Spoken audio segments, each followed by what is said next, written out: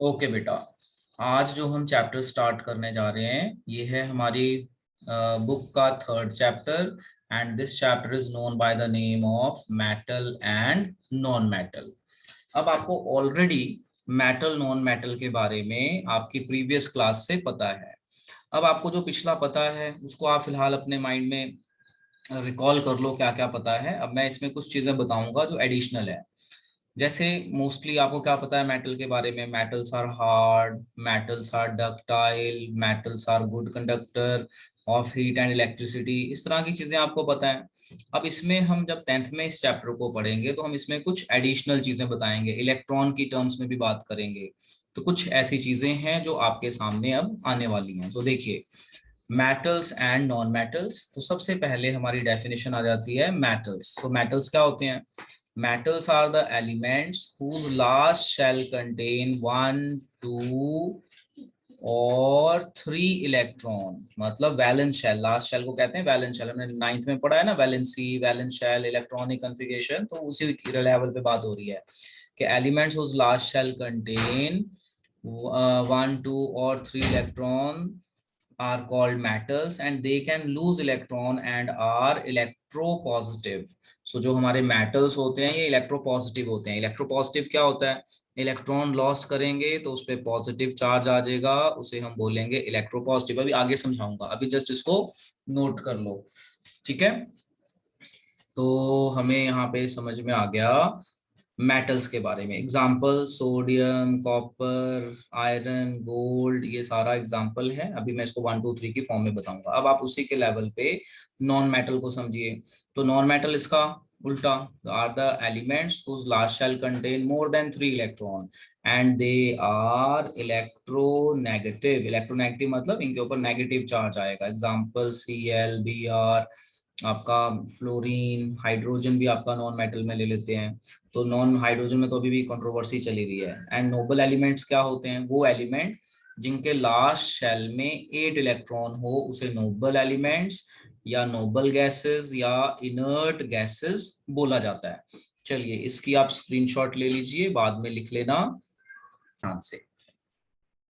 देखो बेटा, यहाँ पे आपको हमने जनरल मेटल नॉन मेटल के बारे में बताया और नोबल एलिमेंट्स के बारे में बता दिया। अब एक एग्जांपल से हम इसको समझ लेते हैं क्या मतलब है कहने का। So just try to understand. जैसे मैं एक एग्जांपल देता हूँ मेटल्स के लिए, नॉन मेटल्स के लिए, इस तरह से एक एग्जांपल देता हूँ। सो देखिए, जरा एग्जांपल को ध्यान से देखिए। एग्जाम्पल सबसे पहले मैं ले लेता हूँ लेटर से सोडियम, फिर एक एग्जाम्पल ले लेता हूँ मैग्नीशियम, फिर एक एग्जाम्पल ले लेता हूँ एल्यूमिनियम। सोडियम का एटॉमिक नंबर 11, मैग्नीशियम का एटॉमिक नंबर 12 एंड एल्यूमिनियम का 13। समझाने के लिए, अब सोडियम की इलेक्ट्रॉनिक कॉन्फ़िगरेशन आएगी 281, मैग्नीशियम की इलेक्ट्रॉनिक कॉन्फ़िगरेशन 282 और एल्युमिनियम की इलेक्ट्रॉनिक कॉन्फ़िगरेशन 283। ये मैंने वो मेटल लिए जिनके आपने नाम सुने हैं। अब आप इनके लास्ट शेल देखिए जरा, मैं हाईलाइट कर रहा हूँ, इनके लास्ट शेल देखिए। तो इनके लास्ट शेल में कितने इलेक्ट्रॉन दिख रहे हैं आपको? 1, 2, 3 दिख रहे हैं ना। तो वो एलिमेंट जिनके लास्ट शेल में 1, 2 और 3 इलेक्ट्रॉन्स हों उनको हम मेटल कहते हैं। एंड हमने ये भी बोला कि जो मेटल्स हैं दे आर इलेक्ट्रोपॉजिटिव। इलेक्ट्रोपॉजिटिव होता है they can lose electron. Electropositive के जो मेटल्स होते हैं they are electropositive. Electropositive means they can lose electron. जैसे सोडियम है, सोडियम अगर एक इलेक्ट्रॉन लॉस कर देगा तो ये Na+ बन जाएगा, मतलब आयन बन जाएगा। ये मेटल है, ये मेटल आयन बन जाएगा। तो देख रहे हो, तो ये इलेक्ट्रोपॉजिटिव है। इसी तरह से एल्यूमिनियम भी लॉस करेगा तो Al3+ बनाएगा, मैग्नीशियम लॉस करेगा तो Mg2+ बनाएगा, जिसे आप वैलेंसी के नाम से पढ़ चुके हैं ऑलरेडी 9th क्लास में। तो ये हो गई हमारी मेटल की बात। अब कुछ मैं नॉन मेटल की एग्जांपल दे देता हूँ। नॉन मेटल में जैसे हम एग्जांपल दे देते हैं आपको नाइट्रोजन, ऑक्सीजन। दो एग्जांपल दे देते हैं। नाइट्रोजन का एटॉमिक नंबर 7, ऑक्सीजन का एटॉमिक नंबर 8, कॉन्फ़िगरेशन 2, 5। यहाँ पे आगे कॉन्फ़िगरेशन 2, 6। अब देखो इनके लास्ट शेल, इनके लास्ट शेल में 3 से ज्यादा इलेक्ट्रॉन है, तो इनको हम नॉन मेटल कहते हैं। मतलब 3 से ज्यादा हो तो नॉन मेटल। नोबल गैसेस भी नॉन मेटल में ही है, बट एक उसकी अलग कैटेगरी बना दी है नोबल के लिए। अब इसको हम नॉन मेटल या फिर हम बोलेंगे इलेक्ट्रोनेगेटिव। इलेक्ट्रोनेगेटिव मतलब क्या, इसकी वैलेंसी देखोगे तो माइनस में, जैसे ये प्लस में शो हो रहा है वो माइनस में शो हो जाएगा। Non metals are electronegative. जैसे मैं एग्जांपल दूं, जैसे मान लीजिए ऑक्सीजन है। ऑक्सीजन 2 इलेक्ट्रॉन गेन कर लेता है। अगर 2 इलेक्ट्रॉन गेन कर लेगा तो ऑक्सीजन के ऊपर आ जाएगा -2 चार्ज, या 2 माइनस या -2। तो माइनस वाले को इलेक्ट्रोनेगेटिव कहते हैं। पॉजिटिव आ जाए तो मेटल्स लॉस करेंगे तो पॉजिटिव आ जाएगा इलेक्ट्रो पॉजिटिव, जो लॉस करेगा इलेक्ट्रोनेगेटिव। अब इसी में एक थर्ड एग्जांपल थी हमारी नोबल गैसेस। तो नोबल गैसेस में देखो हीलियम, नियोन, आर्गन, ये ले लेते हैं। तो हीलियम का इलेक्ट्रॉनिक कॉन्फ़िगरेशन 2, एटॉमिक नंबर 2 होता है। नियोन का हो जाएगा 2 8, आर्गन का हो जाएगा 2 8 8, इसका एटॉमिक नंबर 18। अब आप अगर यहाँ पे देखें तो इनका जो लास्ट शेल है, लास्ट शेल ये फुल्ली फिल्ड है और कंप्लीटली फिल्ड है। लास्ट शेल क्या है, ये कंप्लीटली फिल्ड। ठीक है, तो लास्ट शेल कंप्लीटली फिल्ड होगा तो उसे हम नोबल एलिमेंट्स या फिर क्या बोलेंगे, noble gases. Noble elements, inert elements, या आप उसे बोल देंगे नोबल गैसेस। तो बस यहाँ पे मतलब क्या बताया आपको, आपको मेटल नॉन मेटल का अपनी प्रीवियस क्लास से आइडिया तो है ही है, बस उसको थोड़ा सा हमने इलेक्ट्रॉन फॉर्म में बता दिया, इलेक्ट्रॉनिक फॉर्म में बता दिया कि मेटल की ये भी प्रॉपर्टीज होती हैं। जिसमें आपको बताया कि मेटल इलेक्ट्रॉन लॉस कर सकते हैं, नॉन मेटल गेन कर सकते हैं। इनर्ट भी नॉन मेटल ही है, इनर्ट और नोबल एलिमेंट्स, बस इसका लास्ट शेल कंप्लीटली फिल्ड है तो इसको हमने एक अलग कैटेगरी में डाल दिया, जिसको हमने नाम दे दिया नोबल गैसेस। चलिए बेटा, इसको भी आप स्क्रीनशॉट ले लीजिए, आगे चलते हैं। अब हमने यहाँ पे मेटल्स को इलेक्ट्रॉन के फॉर्म में समझ लिया, और जनरल प्रॉपर्टीज हमें अपनी प्रीवियस क्लास से पता है। They are hard, they are sonorous, they are ductile, they are malleable. अब इसको थोड़ा सा एक बार हम रिपीट कर लेते हैं। चलिए, अब आता है हमारा फिजिकल प्रॉपर्टीज ऑफ मेटल। ठीक है, नॉन मेटल की ऐसी प्रॉपर्टी नहीं होती है। अब देखो, सबसे पहली physical property, metals are hard and have high tensile strength. Tensile strength को आप फ्लेक्सिबिलिटी से समझ लो कि मेटल्स हार्ड होते हैं और उसको आप वो फ्लेक्सिबिलिटी से आप ऐसे समझ सकते हैं। They are solid at room temperature. Mostly metal room temperature पे सॉलिड होते हैं। जैसे आप अपने घर में देखें तो आपके घर में एल्यूमिनियम, आयरन, इस तरह की मेटल्स लगी हुई है ना, सोडियम मेटल नहीं लगी हुई। तो सॉलिड मतलब मोस्टली मेटल सॉलिड होती हैं, कुछ मेटल्स हैं एक्सेप्शन जो सॉलिड नहीं होती, तो वो हम पढ़ेंगे बाद में। सोनरस, सोनरस होता है घंटी। देखिए, जब आप साइकिल की घंटी बजाते हो तो आवाज आती है, तो मेटल्स को हिट करो तो आवाज आती है। ठीक है, तो वो सोनरस है। सोनरस मतलब कि मेटल्स को जब हम हिट करें किसी ऑब्जेक्ट से तो उसकी अच्छी साउंड आती है, बड़ी fine sound, that is called sonorous. Metals are good conductor of heat and electricity. Metals are malleable. Malleable मतलब metals can be beaten into sheet, कि हम मेटल्स को शीट में कन्वर्ट कर सकते हैं। डक्टाइल मतलब वायर बनाना, तो ये सारा हमें पता है, ये आपको पता होना चाहिए, मेलेबल, डक्टाइल, इस सब का मतलब। High melting and boiling point, जो हमारे मेटल्स होते हैं इनका melting point and boiling point high होता है, except caesium and gallium. Caesium और गैलियम ये दो ऐसे एलिमेंट हैं जिसको अगर हम अपने हाथ पे रखें ना तो ये हमारी हाथ की गर्मी से मेल्ट कर जाएंगे, मतलब इनका मेल्टिंग पॉइंट लो होता है। ठीक है, कीप इन माइंड। उसके बाद density, so except alkali metal, osmium highest density and lithium has least density. So metals जो हैं ज्यादातर डेंसी होते हैं except alkali metal. Alkali metal कौन से होते हैं, सोडियम, पोटेशियम, ये आगे भी बताएंगे, आप याद रख लेना। एल्कली मेटल कौन से हैं, सोडियम एंड पोटेशियम। लस्ट्रस, तो मेटल्स पे लाइट पड़ती है तो दे शाइन, तो लस्ट्रस मतलब शाइनिंग। और सिल्वर ग्रे कलर की शाइन होती है मेटल्स की generally, except gold and copper. Gold and copper की ब्राउन कलर की शाइनिंग होती है। अब आपको देखो, जो भी यहाँ पे बताया है ये आपको ऑलरेडी पता है अपनी प्रीवियस क्लास में, बस यहाँ पे कुछ एक्सेप्शंस बता दी। जैसे आपको मैंने बताया एल्कली मेटल, तो एल्कली मेटल होते हैं सोडियम पोटेशियम को एल्कली मेटल कहते हैं। और सभी मेटल्स का high melting point boiling point होता है, बट कौन सी ऐसी मेटल है जो हमारे हाथ में मेल्ट कर जाती है, तो आप स्पेल देखिए, सीजियम, सीजियम का सिंबल CS, गैलियम का सिंबल GA। एक चीज और बताता हूँ, आपने और भी पढ़ा हुआ है छोटी क्लास में, name a metal that can be cut by knife, याद है, name a metal that can be cut by knife, छोटी क्लास में पढ़ा आपने, सोडियम एंड पोटेशियम। तो ये भी इसमें एक्सेप्शन में आ जाता है। तो ये आप प्रॉपर्टी को नोट कर लीजिए, स्क्रीनशॉट ले लीजिए, डन बोलिए। चलो, तो अब ये जो हमारी फिजिकल प्रॉपर्टी है इसमें कुछ एक्सेप्शंस आ जाती हैं, तो वो धीरे धीरे आपको याद हो जाएंगी, जैसे जैसे हम पढ़ेंगे याद हो जाएंगी। जैसे name a metal that can be cut by knife, sodium and potassium. Name metal that melts on our hand, gallium and caesium. तो जैसे हमने ये मेटल के बारे में पढ़ा, तो नॉन मेटल की ऐसी फिजिकल प्रॉपर्टी नहीं होती। Non metal mostly gaseous state में होते हैं, लस्ट्रस नहीं होते। तो गैस है तो ना तो उसकी मेटल बन सकती है ना शीट बन सकती है, तो उनकी कुछ इस तरह की कोई स्पेशल प्रॉपर्टी नहीं है, उनकी अलग है। चलिए अब हम आगे चलते हैं यहाँ पे।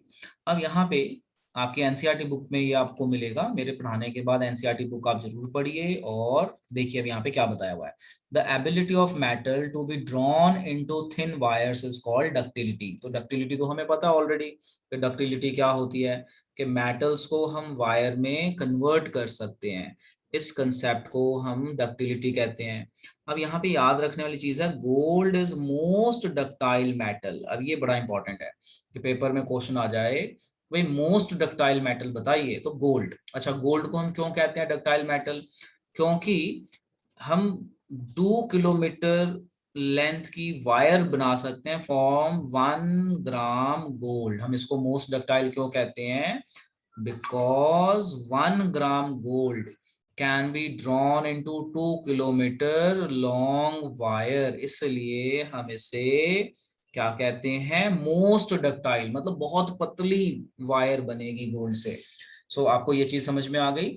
So gold is most ductile metal because a wire of about 2 kilometer length can be drawn from 1 gram gold, इसलिए हम गोल्ड को मोस्ट डक्टाइल मेटल बोलते हैं। तो अगर ऐसा क्वेश्चन आ जाए अलग से कि go name a metal which is most ductile, तो आंसर आ जाएगा gold. Why? Because 1 gram of gold can be drawn into 2 kilometre long wire. अच्छा, अब देखो, it is because of their malleability and ductility. Metals की बात हो रही है कि मेटल्स की मैलेबिलिटी एंड डक्टिलिटी के कारण that metals can be given different shape according to our need. तो ये तो हमें पता ही है कि इस प्रॉपर्टी के कारण मेटल्स के अलग अलग तरह के ऑब्जेक्ट्स बनाए जाते हैं। सो यहाँ पे मेन जो मैंने को बताना था वो ये बताना था, gold is most ductile. Why most ductile? Because 1 gram gold can be drawn into 2 kilometre long wire. ये एक नॉर्मल सी चीज थी विच यू कैन लर्न। अब यहाँ पे कुछ एक्सेप्शंस हैं जिसे हम नोट की फॉर्म में लिखेंगे, और ये थोड़ा बहुत रिपीट भी होगा, तो हम इसको नोट की फॉर्म में लिखेंगे। आप स्क्रीनशॉट ले लेना, मैं यहाँ पे बता देता हूँ। देखिए, जैसे मैंने पीछे बताया आपको, name metal which can be cut by knife, तो वो एक्सेप्शन है, तो वो था हमारा सोडियम एंड पोटेशियम। ऐसे ही iodine is a non metal but it is lustrous. तो जनरली नॉन मेटल लस्ट्रस नहीं होते हैं, but name a non metal which is lustrous, तो हमारा आंसर क्या आ जाएगा? Non metal which is lustrous, iodine. So very important, name a non metal which is lustrous, that is iodine. इसके बाद आ जाते हैं हम कार्बन। कार्बन भी हमारा नॉन मेटल में आता है। Carbon is a non metal that can exist in different forms, each form is called allotrope. अब यहाँ पे हमारा एक क्वेश्चन बनता है कि what do you mean by allotrope? So allotrope बताइए, when an element exist in different forms, exist in different forms, उसे हम क्या देते हैं? एलोट्रॉप। जैसे कार्बन, कार्बन 2 फॉर्म में एग्जिस्ट करता है, आपको ऑलरेडी पता है, डायमंड एंड ग्रेफाइट। सो ये वाला पॉइंट भी बहुत बहुत इंपॉर्टेंट है, वेरी वेरी इंपॉर्टेंट, कि carbon is a non metal that exist in different forms, each form is called allotrope. So ये बहुत इंपॉर्टेंट डेफिनेशन बनती है कि what do you mean by allotropes. तो इसको हम हाईलाइट कर देते हैं थोड़ा ग्रीन कलर से। So what are allotropes? पता चल गया। व्हेन एन एलिमेंट, लिख लीजिए कॉपी में, when an element exist in more than one form और different forms called allotrope. Highlight कर दिया मैंने यहाँ पे। And carbon has 2 allotropic form, diamond and graphite. अब यहाँ पे क्या बताया? Diamond and allotrope of carbon is the hardest natural substance known and has very high melting and boiling point. Graphite is another allotrope of carbon, is a conductor conductor of electricity. तो ये आपको याद करना पड़ेगा, very very important. अब इसके बाद ये लास्ट पॉइंट पे आ जाइए, एल्कली मेटल। तो अब एल्कली मेटल कौन से होते हैं? तो ये एल्कली मेटल मैंने आपको बताया था, लिथियम, सोडियम, पोटेशियम, ये एल्कली मेटल होते हैं and they are the soft metals. Why they are soft metal? Because they can be cut by knife and their density is also low. So यहाँ पे देखिए वो चीजें रिपीट हो गई हैं जो आपको मैंने बताया अभी पीछे। तो आप इसको जल्दी से स्क्रीनशॉट ले लीजिए और मुझे डन बोलिए क्विकली। ओके, अब वही चीजें फिर से रिपीट होगी जैसे मैंने बताया। एक दो स्लाइड्स मेरी ऐसी बनी है जिसमें कुछ चीजें रिपीट हो रही हैं, जैसे exception in physical property. So alkali metals can be cut by knife, mercury is liquid metal. So यहाँ पे क्वेश्चन आ सकता है, name a metal which is liquid at room temperature. So mercury याद रख लीजिए, name a metal which is liquid at room temperature. Answer आपको पता चल गया कौन सा है, mercury. This is important, name a metal which is liquid at room temperature.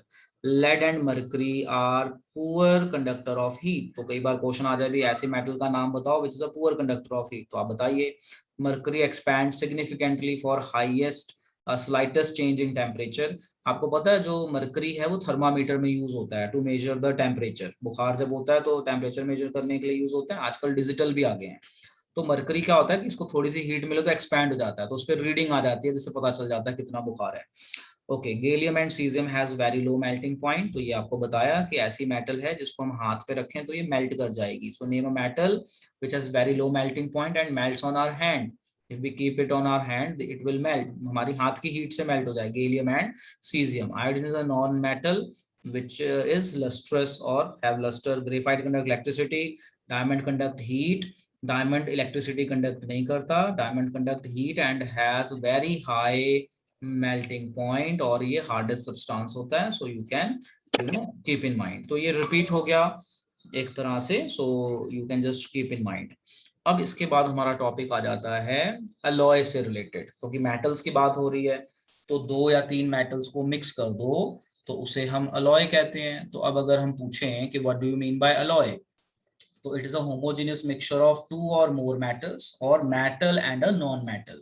तो आपसे कोई पूछे कि व्हाट आर अलॉयज, तो आप अलॉयज बताइए। ठीक है, अब अलॉय की डेफिनेशन हो गई। अब ये अलॉय हमारे पास अलग अलग तरह के हैं, जैसे brass. Brass is a alloy of copper and zinc. तो ये पेपर में आ सकता है 1 मार्क का, जी ब्रास किस चीज का अलॉय है, तो कॉपर एंड जिंक का। ब्रॉन्ज किस चीज का है, कॉपर एंड टिन का। सोल्डर किस चीज का है, सोल्डर वायर सुना है ना, जो इलेक्ट्रिकल वेल्डिंग में यूज होती है जब तारों को जोड़ते हैं।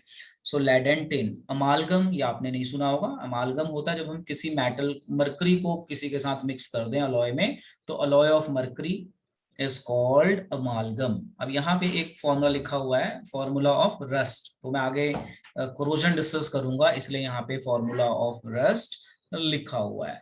चलिए अब जरा इसको आप नोट कर लीजिए, नोट करके मुझे डन बोलिए, स्क्रीनशॉट ले लीजिए। तो देखिए मेटल की बात चल रही थी तो मेटल में अलॉय भी आ गए, और अलॉय बनाने का क्या फायदा होता है, अलॉय वाल जो होती हैं उनको कोरोजन नहीं होती, मतलब वो मेटल खराब नहीं होंगी। जैसे आयरन की रस्टिंग हो जाती है, मेटल खराब हो जाता है, तो इस तरह से। अब हम बात करते हैं क्रोजन की। सो अब ये जो क्रोजन है ये हमने चैप्टर 1 में भी पढ़ा था, तो एक बार जनरल सी बात कर लेते हैं और आगे चलते हैं। सो अगर मैं आपको बोलूं क्रोजन, व्हाट इज क्रोजन, तो अब आपको ये पता होगा। क्रोजन, जब metals, when metals come in contact with air moisture, मतलब एयर से या मॉइस्चर से या एसिड से रिएक्ट कर जाएं, मॉइस्चर एसिड से रिएक्ट कर जाएं, तो मेटल्स खराब होना शुरू हो जाती हैं। तो खराब होने को हम कहते हैं corrosion. So what is corrosion, when metals come in contact with air moisture और एसिड दे स्टार्ट डिकम्पोजिंग, खराब होना शुरू हो जाते हैं। That concept is called corrosion. Corrosion of iron is called rusting. याद आ गया, corrosion of iron is called rusting. And what is the formula for rust, ये रहा। ठीक है, अब आप अपने मेटल को कोरोजन से कैसे बचा सकते हैं, तो उसके बहुत सारे मेथड हैं। ऑयलिंग कर दो, ग्रीसिंग कर दो, गैल्वेनाइजेशन कर दो, और भी कुछ मेथड्स हैं। सो यहाँ पे मैं जस्ट आपको एक रिकॉल करवा रहा हूँ कि कोरोजन क्या है। So what is corrosion, metals, when metals come in contact with air moisture acid etcetera, तो दे स्टार्ट डिकम्पोजिंग, मतलब वो खराब होना शुरू हो जाते हैं मेटल्स। ठीक है, तो इसी कंसेप्ट को हमने नाम दे दिया corrosion, and corrosion of iron is called rusting. And what is the formula for rusting, ये मैंने यहाँ पे लिखा हुआ है। तो क्या फॉर्मूला है रस्ट का या रस्टिंग का, आप बोल सकते हैं यहाँ पे Fe2O3 डॉट XH2O, आप इसको याद कर लीजिए, वेरी वेरी इंपॉर्टेंट। अब प्रिवेंशन ऑफ कोरोजन, कि हम कोरोजन को कैसे बचा सकते हैं। तो देखिए, ऑयलिंग कर दो, ग्रीसिंग कर दो, एलॉय बना दो, गैल्वेनाइजेशन कर दो, इलेक्ट्रोप्लेटिंग कर दो, सैक्रिफिशियल प्रोटेक्शन कर दो, इलेक्ट्रोप्लेटिंग जैसा ही होता है। तो coating with paint, oil, grease, तो उससे क्या होगा, वो एयर और मॉइस्चर के कांटेक्ट में नहीं आएगा, तो कांटेक्ट में नहीं आएगा तो खराब नहीं होगा। अलॉय बना दो, तो अलॉय बनाने से मेटल के बॉन्ड स्ट्रॉन्ग हो जाते हैं, दो डिफरेंट मेटल्स, उनको कोरोजन नहीं लगती, मोर रेजिस्टेंट टू कोरोजन हो जाते हैं, जैसे स्टेनलेस स्टील। गैल्वेनाइजेशन कर दो, गैल्वेनाइजेशन क्या होता है, जिंक की लेयर आयरन मेटल के ऊपर चढ़ा दो, उसे हम कहते हैं गैल्वेनाइजेशन। इलेक्ट्रोप्लेटिंग, इलेक्ट्रोप्लेटिंग हम आगे भी पढ़ेंगे जब चलेंगे। इलेक्ट्रोप्लेटिंग, कॉपर प्लेटिंग, सुना नाम आपने, कि एक मेटल के ऊपर दूसरे मेटल की लेयर चढ़ा दो, जिससे जिस मेटल को आप बचाना चाहते हो वो एयर और मॉइस्चर के कांटेक्ट में नहीं आएगी, तो उसे हम कह देते हैं ये गैल्वेनाइजेशन। सैक्रिफिशियल मेथड भी कुछ इसी तरह से है, कि रिएक्टिव मेटल को जो आयरन से जो रिएक्टिव मेटल होगा उसको कांटेक्ट में ले आएंगे, जिससे आयरन को कुछ नहीं होगा और जो रिएक्टिव मेटल है वो खराब होती जाएगी, तो इसे कहते हैं सैक्रिफिशियल प्रोटेक्शन। सैक्रिफिशियल आपके सिलेबस में नहीं है, जस्ट फॉर योर नॉलेज, कि एक मेटल को बचाने के लिए एक मेटल को हम खराब कर रहे हैं। तो यहाँ पे मैं गैल्वेनाइजेशन आपको दोबारा बताना चाहूंगा, आप समझिए जरा गैल्वेनाइजेशन क्या होता है। This is part of your syllabus. देखो, मैंने आपको बताना है गैल्वेनाइजेशन के बारे में। गैल्वेनाइजेशन, सो गैल्वेनाइजेशन आपको ऑलरेडी पता है, जैसे मैं बोल रहा हूँ प्रीवियस क्लास में ये आपने थोड़ा थोड़ा पढ़ा हुआ है। जैसे मान लीजिए ये आपकी आयरन रॉड है। कौन सी रॉड है बेटा, आयरन रॉड, आयरन का सिंबल होता है Fe। आयरन के ऊपर हमने जिंक की कवरिंग चढ़ा दी है, जो मैं ऐसे गोल गोल बना रहा हूँ ना, ये मान लो मैंने जिंक की लेयर चढ़ा दी आयरन के ऊपर, जिंक की कोटिंग कर दी, जिंक मेटल की। अब क्या होगा, जो आयरन है वो जिंक के अंदर चला गया, अब zinc is more reactive than iron. अब कोरोजन अगर होगी भी तो सिर्फ जिंक की होगी, आयरन को कुछ नहीं होगा, तो इससे क्या होगा कि हम आयरन को बचा रहे हैं at the cost of zinc. तो ये भी एक तरह का सैक्रिफिशियल मेथड ही है, जिसको हमने नाम दे दिया गैल्वेनाइजेशन। तो आपसे कोई पूछे what is galvanisation, protecting iron metal by coating it with zinc layer, by coating it with zinc layer called galvanization. So what is galvanization? What is galvanization? Protecting iron metal by coating it with zinc layer, zinc की इसके ऊपर layer चढ़ा देना, इसको हम नाम दे देते हैं गैल्वेनाइजेशन। और इससे हम कोरोजन ऑफ मेटल, मतलब स्पेशली आयरन का कोरोजन रोक सकते हैं। चलिए इसको आप नोट कर लीजिए और डन बोलिए। So what is galvanisation, simple, आपको समझ में आ गया। आयरन मेटल को बचाने के लिए आयरन मेटल के ऊपर जिंक की लेयर चढ़ा दी जाती है, जिस कंसेप्ट को क्या बोला जाता है, गैल्वेनाइजेशन। चलिए इसको भी आप नोट कर लीजिए। ओके, अब आगे चलते हैं। अब ये आपको बता दिया कोरोजन से हम कैसे प्रिवेंट कर सकते हैं, आप इसकी स्क्रीनशॉट भी ले लीजिए। सो ऑयलिंग, पेंटिंग कर दो, अलॉय बना दो, गैल्वेनाइजेशन कर दो, इलेक्ट्रोप्लेटिंग, इलेक्ट्रोप्लेटिंग अभी आगे भी आएगा डिटेल में, तो वहां पे आपको दोबारा समझाएंगे। तो इलेक्ट्रोप्लेटिंग का मतलब क्या होता है, कि एक मेटल के ऊपर दूसरे मेटल की लेयर चढ़ा दो, जिससे जिस मेटल को बचाना है वो उसके ऊपर छुप जाए, जैसे क्रोमियम प्लेटिंग कर दो, कॉपर प्लेटिंग कर दो। तो ये आपने 8th में भी पढ़ा हुआ है, तो आगे आएगा, हम इसको दोबारा बताएंगे। अब यहाँ पे हमारे पास कुछ क्वेश्चंस आ जाते हैं, और ये एनसीईआरटी की क्वेश्चन है। क्या क्वेश्चन है, give an example of metal which is liquid at room temperature. क्या आंसर आएगा, मरकरी। अभी हम पढ़ के आए हैं ना कि भाई ऐसा मेटल बताओ विच is liquid at room temperature, mercury. Metal that can be cut by knife, sodium and potassium. Which is a best conductor of heat, metal which is a best conductor of heat, copper and silver. आप लिख लेना, best conductor of heat कौन सा है हमारा, copper and silver metals आ जाते हैं हमारे इस कैटेगरी में। उसके बाद क्या है हमारा question, metal which is a poor conductor of heat, तो अभी हम पढ़ के आए मरकरी एंड लेड। क्या इसका आंसर, मरकरी एंड लेड। फिर है हमारे पास explain the meaning of malleable and ductile. तो मैलेबिलिटी वो शीट में कन्वर्ट करना, metals can be beaten into sheet, and wires, ductility related with wires, metal can be drawn into wires। तो ये सारे सिंपल क्वेश्चन है, बहुत आराम से आप इनको कर पाएंगे, दे आर नॉट डिफिकल्ट। अब जब हम आगे चलते हैं तो यहाँ पे अब हमारा आ जाता है chemical properties of metal. Chemical property का मतलब कि जब हम रिएक्ट करेंगे मेटल को किसी के साथ तो क्या होगा। तो देखिए जैसे चैप्टर का नाम है मेटल नॉन मेटल, तो हमने मेटल नॉन मेटल का जनरल पढ़ लिया। अब अगर मेटल किसी के साथ रिएक्ट करे तो क्या होगा, है ना, मेटल एसिड से रिएक्ट करे तो क्या होगा, बेस से रिएक्ट करे तो क्या होगा, ये सारी चीजें हैं मेटल के साथ। तो हम एक बार इसमें भी रिकॉल करते हैं क्योंकि इसमें हमने एसिड बेस चैप्टर पढ़ा है ना, तो उसमें काफी चीजें इसकी कवर हो चुकी हैं। एसिड बेस चैप्टर में देखो हमने क्या पढ़ा था, एसिड बेस चैप्टर में हमने पढ़ा था मेटल ऑक्साइड। तो मेटल ऑक्साइड बेसिक नेचर के होते हैं, नॉन मेटल ऑक्साइड जो है वो एसिडिक नेचर के होते हैं। अब ये मेटल ऑक्साइड का मतलब क्या है, मेटल के साथ ऑक्सीजन होना। देखो metal oxide metal oxide metal oxide मतलब मेटल के साथ ऑक्सीजन का रिएक्शन, मेटल के साथ ऑक्सीजन का रिएक्शन, मेटल के साथ ऑक्सीजन का reaction called metal oxide. So keep in mind metal oxide are basic. कैसे पता चला कि जब हम इसका सोल्यूशन बनाते हैं और इसमें लिटमस पेपर डालते हैं तो हमारा जो रेड लिटमस है वो ब्लू हो जाता है, तो वहां से पता चल गया basic nature. Acidic non metal oxide जो होते हैं जैसे CO2 SO2 ये नॉन मेटल ऑक्साइड्स हैं। जो नॉन मेटल ऑक्साइड्स होते हैं they are acidic. Metal M stands for metal, metal की रिएक्शन एसिड से कर दे तो क्या बनेगा, salt and hydrogen gas. Acid और बेस की रिएक्शन कर दे तो क्या बनेगा, सॉल्ट एंड वाटर। बस आज हम इतना ही करेंगे, आप इसकी स्क्रीनशॉट ले लीजिए। अगले लेक्चर में हम इस पेज नंबर 11 से आगे चलेंगे और आपने बेटा बुक भी पढ़नी है, ठीक है।